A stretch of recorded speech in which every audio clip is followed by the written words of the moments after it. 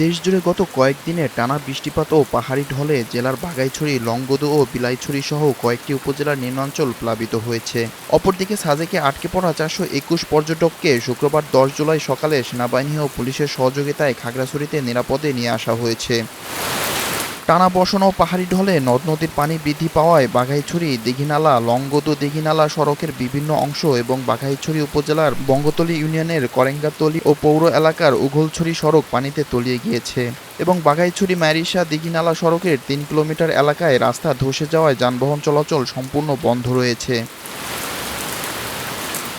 প্রতি সপ্তাহে সর্বোচ্চ বার বিকাশ পেমেন্টে ৫০ জন হবেন পেমেন্ট চ্যাম্পিয়ন। জিতে নিন টিভি সহ আকর্ষণীয় সব প্রাইজ। পাহাড় ধস ও টানা বর্ষণে রাঙামাটি সদর উপজেলার মগবান ইউনিয়নের দলমনি চাকমা নামে একজনের মরদেহ উদ্ধার করা হয়েছে। বৃহস্পতিবার তিনি নদী পার হতে গিয়ে ভেসে যায়। অন্যদিকে বিলাইছড়িতে বহিরাগত এক ব্যবসায়ী নিখোঁজ রয়েছে বলে জানা গিয়েছে। রাঙামাটি জেলা প্রশাসক নাজমা আশরাফি বাসসকে জানিয়েছেন, শুক্রবার সকাল পর্যন্ত জেলার ৪০টি আশ্রয় কেন্দ্রে ৩,৫২৪ জন মানুষ আশ্রয় গ্রহণ করেছেন। পাহাড় ধস বা টানা বৃষ্টিতে ক্ষতিগ্রস্ত এলাকার মানুষের জন্য স্থানীয় প্রাথমিক বিদ্যালয়গুলো সম্ভাব্য আশ্রয়কেন্দ্র হিসেবে প্রস্তুত রাখা হয়েছে।